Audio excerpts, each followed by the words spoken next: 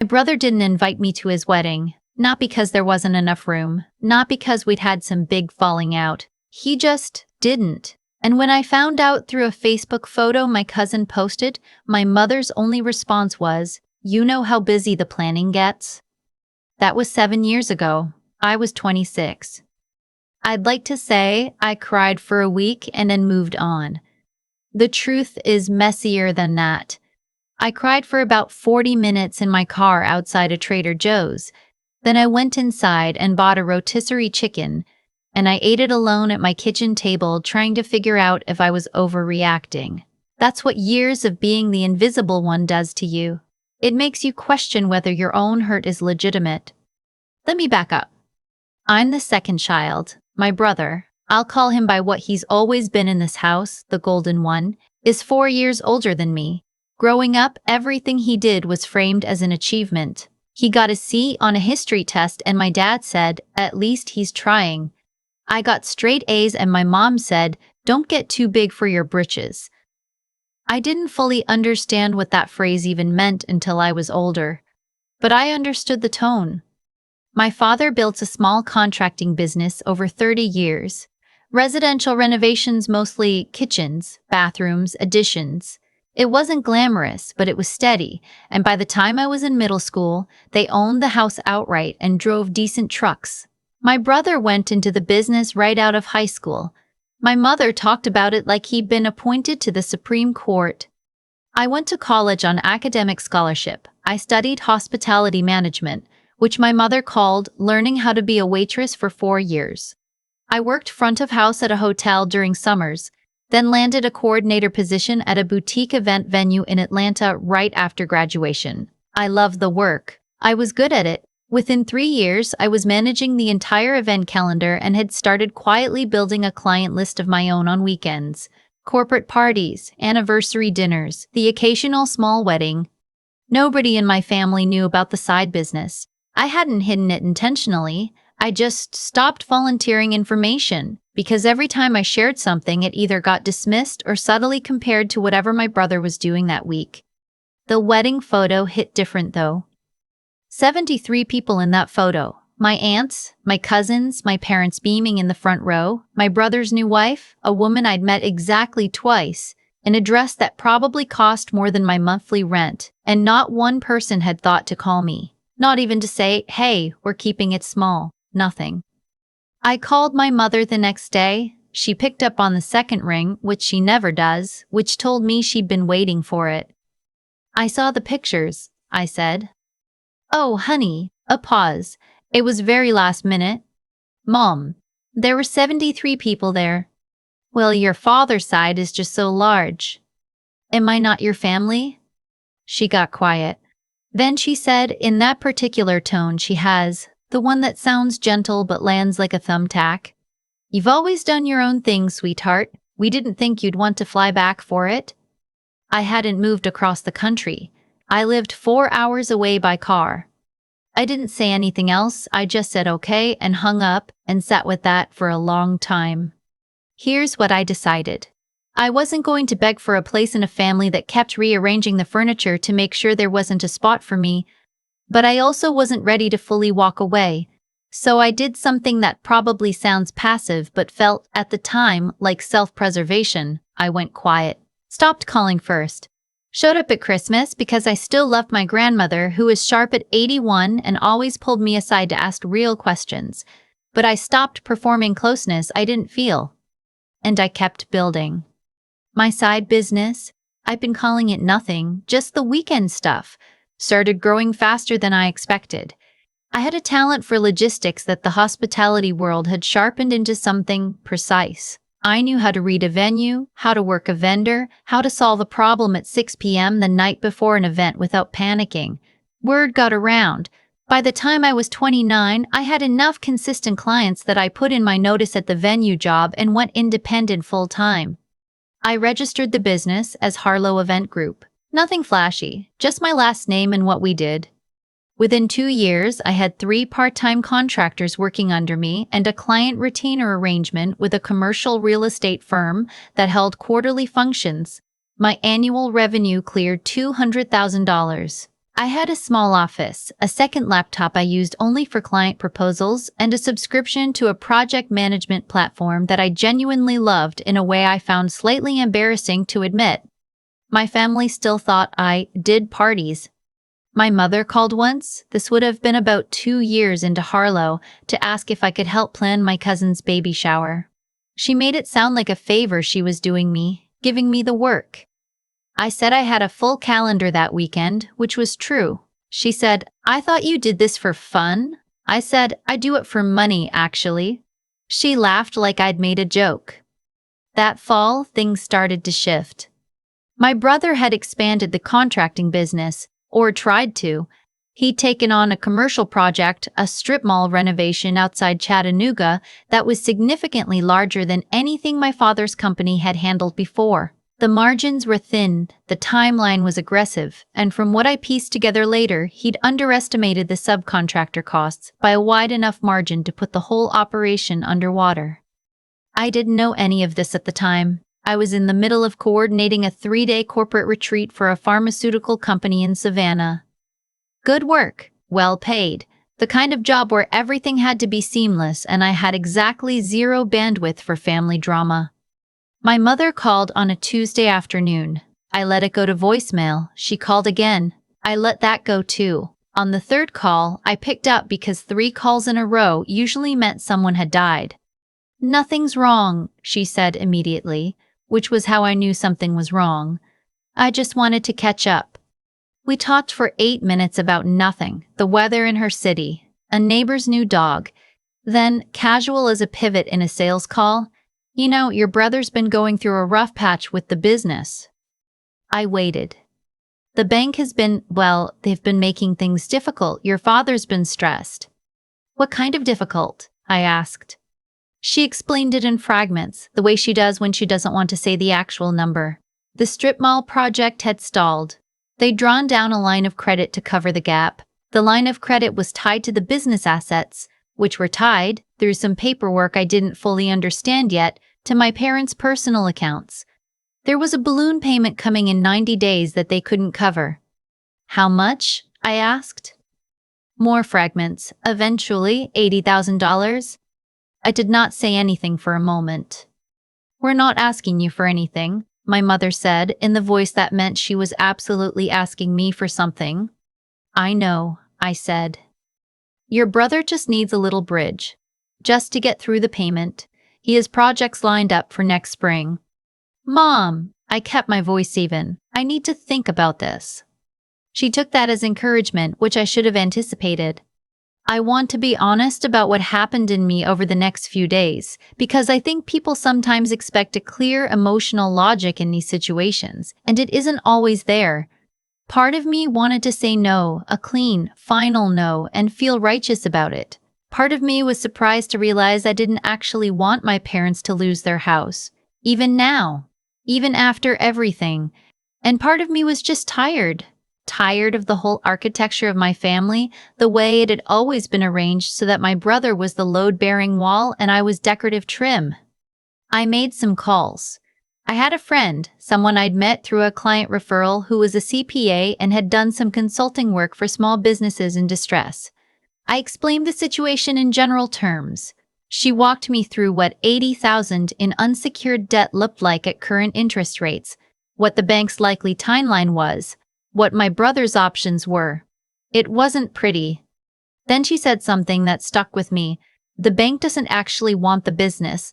They want their money. Those are different problems." I thought about that for a long time. Here's what I did, and I'm still not entirely sure how I feel about it. I didn't give my brother $80,000. I didn't loan it to him. What I did was contact the bank directly, something my mother didn't know was possible, and ask about the structure of the debt. It turned out that the business line of credit had been sold to a secondary lender, which meant it wasn't actually the original bank holding the note anymore. Through my CPA friend, I found out that the secondary lender was open to a negotiated settlement. Distress debt, their words. I bought the note for $62,000. Which meant I now held the debt on my brother's business. I want to be clear, I did not do this to be cruel. I did it because it was the most financially rational option available, and because it was the only way I could make sure my parents didn't lose their house, while also not simply handing my brother money to mismanage a second time. I had terms. Clear ones. The debt would be repaid on a 5-year schedule at a below-market interest rate. If it wasn't, I had the same recourse the original lender had. I put all of it in writing, through an actual attorney, because I had learned by then that love and legal documentation are not mutually exclusive. My brother did not take the news well. My mother called me the night after he found out. She was upset in that way she gets. Not yelling, just a kind of cold, wounded formality. He feels like you're holding it over him. There's a repayment schedule, I said. It's in writing, it's more generous than any bank would have offered. That's not the point, he's your family. I know that. You could have just helped without making it a transaction. I thought about the wedding photos for about half a second. I thought about your little delivery hobby, which my mother had said once, years ago, when I described a catering logistics contract I'd landed. I thought about you've always done your own thing. I did help, I said. This is what help looks like when it comes from someone who runs a business. She hung up before I did, which I think was her way of ending on her terms. My father called 2 days later. He was quieter about it. He asked a few questions about the terms. He understood them faster than I expected, which reminded me that he built a real business himself, once before he handed it to someone who hadn't been ready. At the end of the call, he said, "I didn't know you had that kind of money." "I've been working," I said. A pause. "Your mother says you do events." "I run a company, Dad. I have for 3 years." Another pause, the kind that meant he was recalibrating something. "Why didn't you ever say anything?" I didn't have a quick answer for that. The honest one was, because every time I said anything, it got rearranged into a story about someone else. But I just said it didn't come up. "I'm proud of you," he said. I didn't know what to do with that. It was the first time I could remember him saying it unprompted. I thanked him and got off the phone and sat with it for a while, not entirely sure if I felt glad or just empty. A few months passed. My brother made his first payment on schedule, I think partly because he genuinely needed to, and partly out of something that looked like spite, like he wanted to prove I had no power over him. Either way, the check cleared. I filed it. Business was business. Then my mother called again, and this time it was different. "The Hartwell account," she said. "Your father mentioned it." I had no idea what she meant. "We've been doing renovation work for a commercial property developer. The Hartwell Group? Your father said they're looking for an event planning company for their property launch series." "Okay," I said carefully.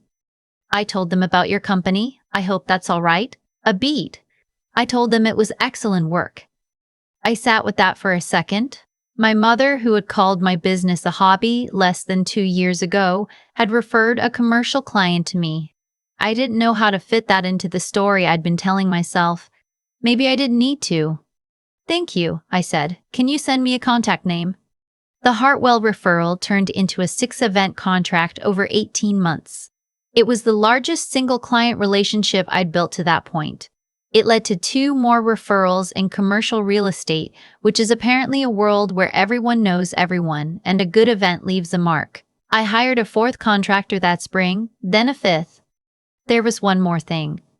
Last Christmas, I drove up. My grandmother was 83 and I hadn't missed a Christmas with her yet, and I wasn't starting now. The house felt different in that way. Houses do when money trouble has moved through them. Things not quite repaired. A specific quietness around my brother that I recognized as shame, because I know what it looks like from the inside. My mother had made a ham. My father had made his cornbread. It was the same table it had always been, and I sat at it the same as I always had, except that I was different, and they were beginning to understand that. After dinner, my grandmother pulled me into the kitchen the way she always does. She poured us both 2 fingers of bourbon she keeps in the back of the cabinet, the same bottle she's had for as long as I can remember, and she sat down across from me. "Your mother told me what you did," she said, with the business note. I figured. She wasn't sure if she was mad or grateful. A small smile. I told her those two things aren't mutually exclusive. I laughed, genuine surprised. You turned out well, she said. I don't think anyone gave you enough credit for what that took. I looked at her across the table and I thought about the Trader Joe's parking lot and the rotisserie chicken and the 40 minutes of crying and all the years of being the invisible one and working weekends and building something real in the space that had been available to me, which was mostly silence and mostly alone. I know, I said, but I did anyway. She raised her glass. I raised mine. Outside the kitchen window, the December dark was complete, and inside the lights were warm, and I stayed until my grandmother fell asleep in her chair, which is the only way I ever know it's time to go home. I still think about that Trader Joe's parking lot sometimes. 40 minutes of crying over a rotisserie chicken I hadn't even bought yet, trying to decide if I was allowed to feel hurt. That's the thing nobody tells you about being the overlooked one in a family. You spend so much energy questioning your own reactions that you barely have any left for the thing that actually matters, which is deciding what to do next. What I did next was work, not to prove anything, not at first, just because the work was there and I was good at it and it asked nothing of me except competence. But over time, I started to understand something my grandmother probably knew long before I did, that the way you respond to being dismissed is itself a kind of answer. You can collapse into it, or you can build something in the space it leaves behind. I chose to build, not out of spite. Spite is exhausting and it costs more than it returns, but out of something quieter. A decision to take my own life seriously even when the people closest to me wouldn't. That's the thing about integrity that nobody really explains when you're young. It's not about being the loudest person in the room or having the most dramatic confrontation. It's about whether your actions line up with what you actually believe, even when no one is watching, even when no one will know, even when the people who should be cheering for you are busy cheering for someone else. I built Harlow Event Group in near total silence as far as my family was concerned. Not because I was hiding, but because I had stopped needing their audience to make the work real. The financial decision, buying my brother's business note, was the moment those two things converged. The practical and the personal. What I did was smart, and I knew it was smart, and I did it anyway, even though it meant getting involved in a mess I hadn't created. That took something different from intelligence. It took the willingness to stay clear-headed when everything in me wanted to either run or go to war. I've learned that real problem-solving usually lives in that uncomfortable middle ground, between cutting people off completely and being endlessly, silently used. My father said he was proud of me. I'm still figuring out how to hold that sentence. For a long time, I thought I didn't need it. I'm not sure anymore that not needing something and not wanting it are the same thing. What I do know is this. The 7 years between that Facebook photo and last Christmas were not wasted years just because they were hard. Every weekend I worked. Every client I kept. Every no I said to people who wanted something from me that I couldn't afford to give. All of it compounded into something, not just money, though the money matters and I'm not going to pretend otherwise, but a kind of solidity, a knowledge of my own dimensions that I don't think I could have gotten any other way. My grandmother raised her glass and I raised mine, and outside the window it was December and dark. I had built something real. I had stayed decent through the building of it, and I was still standing at the table. That's enough. That really is enough.